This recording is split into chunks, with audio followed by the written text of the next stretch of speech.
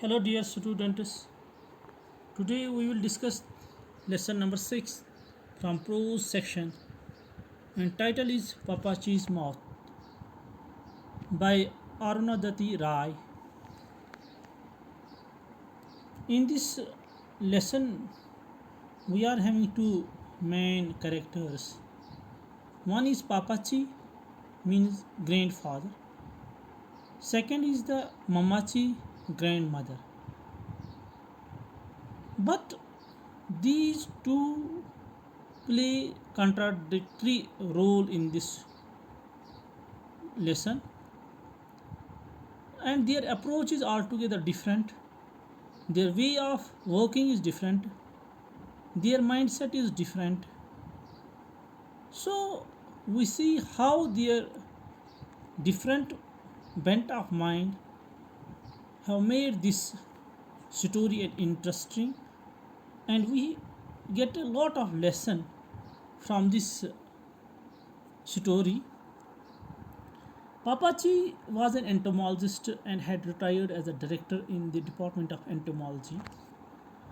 His real name was Benon John. After retirement from government service, he had come to live in Ayminam in Kerala. It was going to be almost 10 years when he retired from service, and now he spent most of his time at home. His wife, Mamachi, meaning grandmother, had taken to pickle making after the retirement of her husband. She was now quite successful in her business and had earned a name for herself.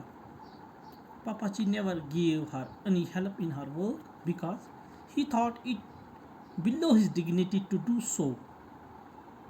On the contrary, he would often beat her with a brass of flower vase. He also felt jealous of the success of his wife in her business. In order to get her a bad name, he would often pretend, or he would often sit in the open and start sewing the buttons that were in fact not missing. That means it was pretension. He was pretending this. In fact, there was a reason behind Papachi's bitterness in temper. While in service, he had discovered a new species of moth, but the credit of his discovery was then denied to him. It was irony of fate.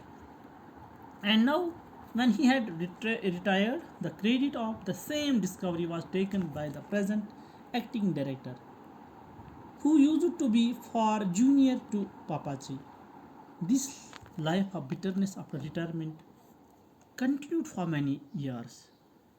Papaji's son, Cheku, was a scholar at Oxford University. Once during his visit to home, he saw his father beating his mother with the brass flower vase. Cheku took hold of his father's arm and twisted it at his back. He also warned his father not to do so in future. Now a great change came in Papachi's life. He never again spoke to his wife till his death.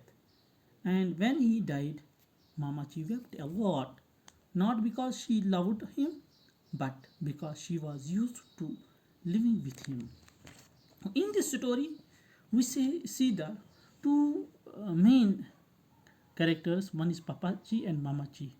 So Papachi was very much he was very much jealous regarding the progress of her wife in business, because on economic basis now she was making this pickle making as a commercial hobby. At commercial level she was making it. This made very much perturbed Papachi. As a result, his relationship with Mamachi has loosened, has weak, got weak by this. So this was the climax of this story. So thank you. God bless you.